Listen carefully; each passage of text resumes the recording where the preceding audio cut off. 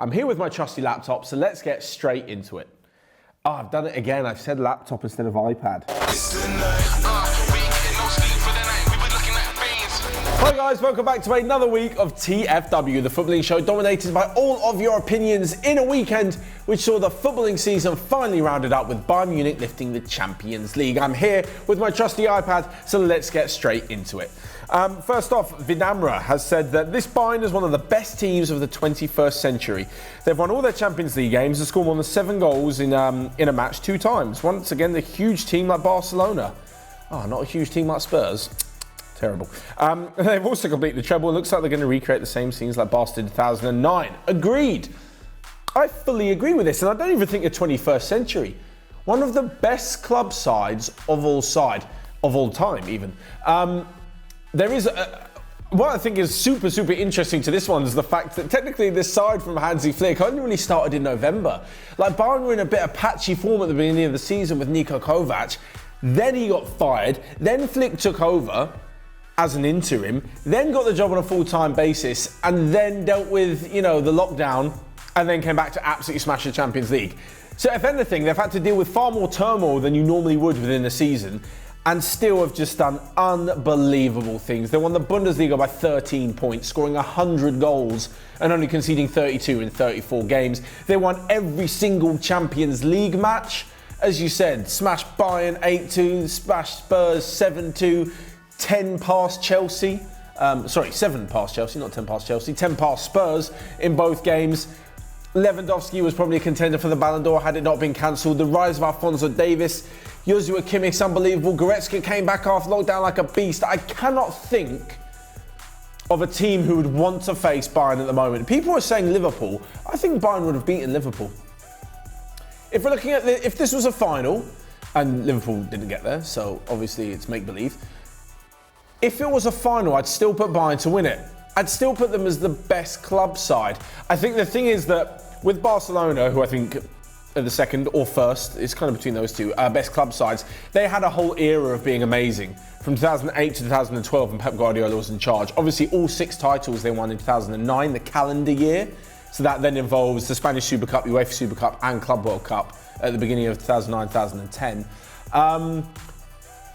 I feel like they kind of had an era-defining generation, and that team spanned a few players and spanned a few years. With this Bayern Munich side, you're probably talking about this year because of the fact that last year, I feel like it's a different manager, and this is a new era and a new bunch of players. Even though some of them are coming to the last stage of their career, let's say, the likes of. Even though they've got a few good years left, they're not exactly spring chickens anymore. The likes of Müller, the likes of Neuer, the likes of Lewandowski, Jerome Boateng as well. So on this season, I think they're one of the best club sides of all time. I'm trying to think who could beat them, and it's escaping me. Sanad Sunukrot has said, do you feel PSG deserve to win, considering they missed so many chances? No, you don't deserve to win if you miss so many chances, because you should have taken your chances. On the flip side of this, you could say Bayern deserved to win by more than 1 goal because they didn't take all of their chances either. So no, this is pretty much football. If you take your chances and score more goals than the other team, you win the match. I don't think PSG are very good. I don't know, let's just say Bayern missed that chance that Coman scored and PSG won 1-0. I don't think it would have been as deserved as Bayern because they didn't dominate the game as well. I thought Mbappe and Neymar were very poor. Having said that, I didn't see it get much coverage, but that penalty decision against Mbappe was wrong. Joshua Kimmich got the back of his foot and Mbappe touched the ball first. That should have been a penalty in my eyes. But apart from that, they were nowhere near as good as what we've seen and what you should be getting for 2 players who cost a combined fee of like over 400 million euros or 380 million, whatever. There is no way that they proved their worth for that in the Champions League final, the biggest game of their career. Did they flop, as everyone seems to be saying? No, they just had a poor game. Do I think they'll be back in Champions League finals like the rest of their career?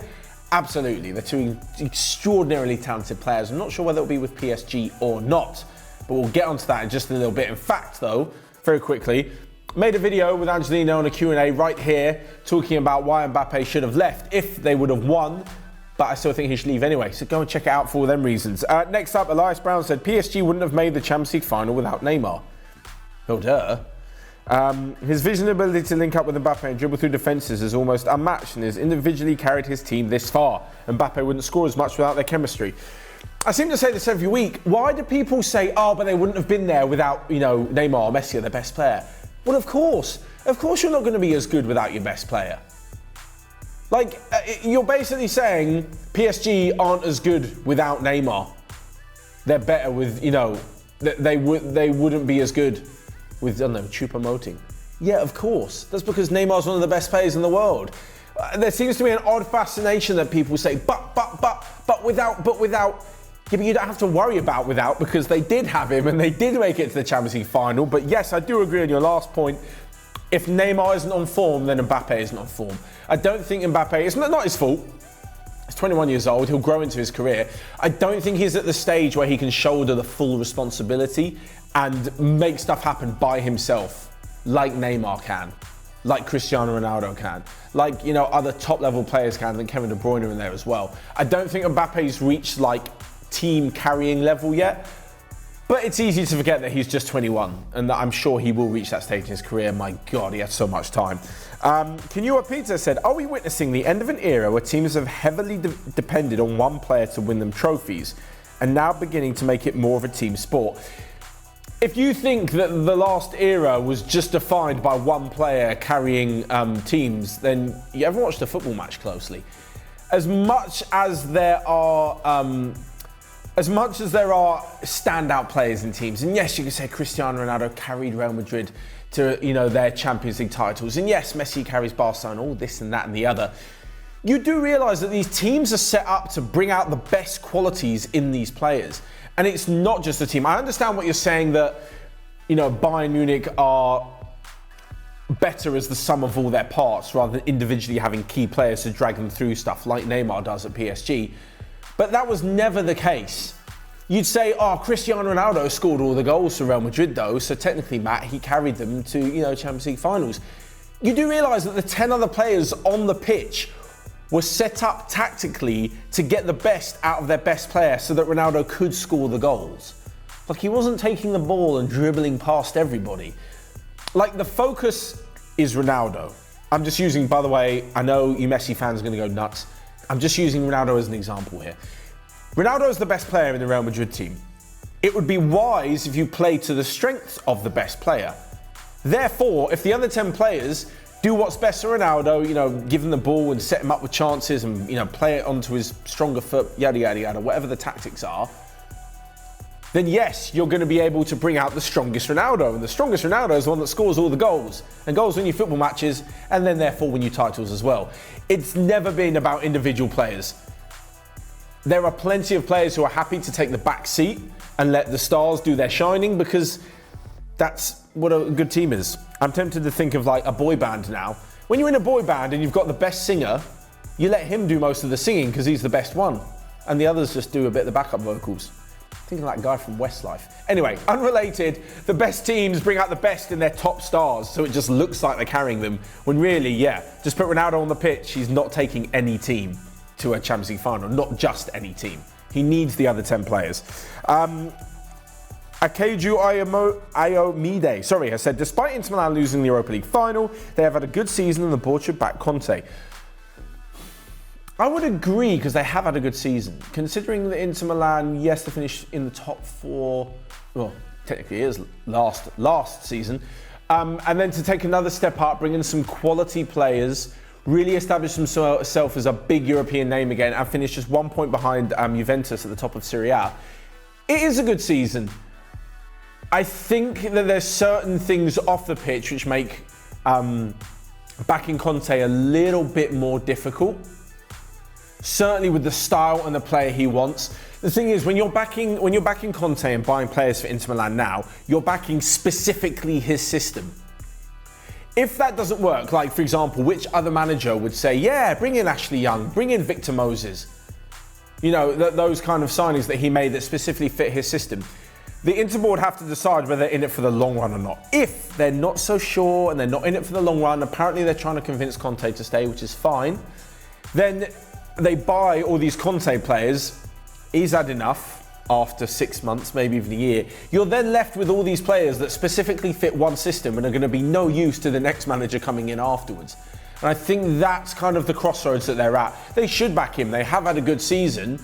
But if Conte's not so convinced about staying, it'll be difficult to buy him, you know, another transfer window loads worth of Ashley Youngs or Victor Moses. Because, yeah, he goes, I don't know, Allegri or Pochettino comes in, he's going to be like, what on earth is this squad? Who put this together? And the board will say, oh, sorry, we kind of bought the players to fit Conte's system. Next up, Adam Lambert says, opinion, UEFA shouldn't change the way the Champions League knockout stages operate. The two-leg approach requires more strategy and has been more exciting, in my opinion. It's actually interesting, Adam, because a lot of people have said they prefer this single-leg knockout. I'm not sure I quite have an opinion on this. I mean, yes, it's been exciting, just like cup football is in general. I think the away goals rule is what really, really kind of makes these massive games a difference. Because technically, if you love seeing big games, right, let's say Barcelona, Bayern, for example. If you love seeing the biggest names in the biggest games, what's better than one game? 2 games. Like, you get to see them play each other twice. That's way better, right? But the strategy of we're away from home, as long as we don't concede, or can we just nick an away goal and it doesn't matter if we lose, 2-1 or 3-2. I think that strategy of the away goal and then having an extra 30 minutes of extra time to score away goals is also ridiculous. As someone asked me about this recently, and I was trying to explain it. So the reason the away goals rule is unfair, because let's take Liverpool and Atletico Madrid, for example. Liverpool had 90 minutes to score an away goal at Atletico Madrid, which they didn't. Atletico have, after it went to extra time as well, that 30-minute period to score an away goal, which still counts as 2. So technically, Atletico have had 120 minutes to score an away goal rather than Liverpool's 90. So when they were chasing each other, although Atletico scored 3 in extra time, they had each goal was worth 2. So if both teams just scored 1 goal each in extra time, it would still count more towards Atletico, even though they've had more. So that's why I think it's a little bit unfair, and I think, I don't know. Personally, it would be rather exciting to see like a mini tournament like this held at the end of each season, for the knockout stages. But do we need to clog up the calendar more so than it already needs to be? I'm not so sure. I kind of like the home and away day for the Champions League, especially for some of the lesser teams that don't get there so often, to kind of savour the moment with their home fans as well as the away fans as well, rather than becoming another corporate event like all the finals do, when like half the stadium's full of UEFA executives or whatever. So yeah, I would stick with the 2-leg ones, but each to their own. You guys let me know your thoughts. Remy12 has said, we're now in the middle of a big change in football. Football careers will start and end earlier from now on. I'm not sure he's given a reason why. We have the last generation which still play good in their 30s, like Messi and Ronaldo, and the first top stars under 20 like Sancho and Haaland. In the future, most careers will not reach far over 30, and the best footballer age will be around 23. You haven't exactly given a reason why, but oddly enough, this is something that I've been thinking about recently, especially when it comes to a few players retiring earlier. I saw, especially in Germany, like Sylvander Schürrle, said he didn't quite, have the love for the game at 29, retired. Benedict Höwedes as well, some injuries at, 30-odd. Going back, I remember David Bentley, who once was tipped for a big future with England, retired, I think, at 28 or 29 because of falling out of love with the game. I think the money is what makes the difference. If you're a really good player, like you say here, the best footballer age around 23, if you are, you could even say Alphonso Davies now, even though he's 19, he's going to have a great career. You've won everything there is to win. In terms of, no offence, Canada aren't going to win a World Cup, right? So yes, I think it's the Gold Cup they play for. Champions League, tick. Domestic trophies, check. With the Bundesliga and the DFB Pokal, a treble for Bayern this season. What kind of left is there to achieve? You can play for longevity and, become a club legend in most appearances and go to break individual records for sure. But to win titles in football, if you've already done it, there's not much left to prove. And I think it's money related.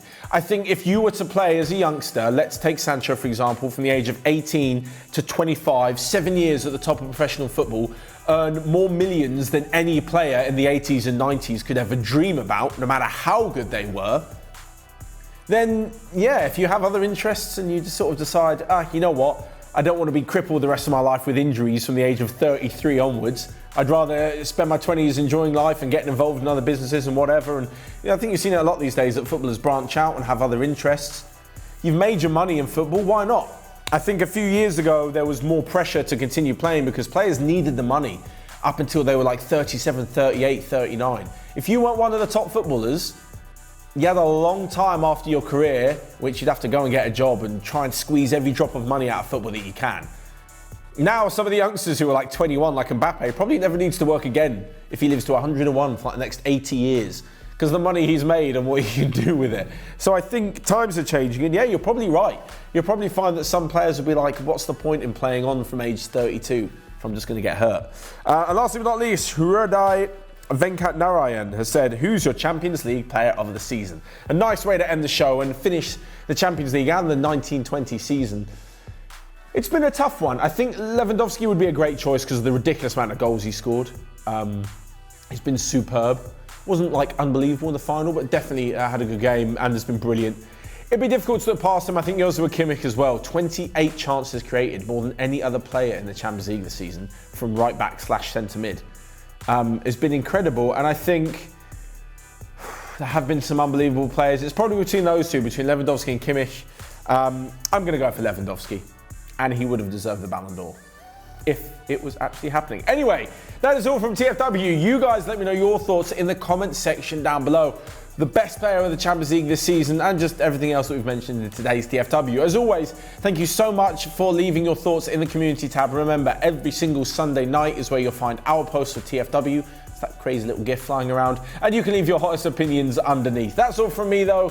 Smash the like button, give us a big thumbs up. Thank you so much. Until next time, I will see you guys later. It's the night.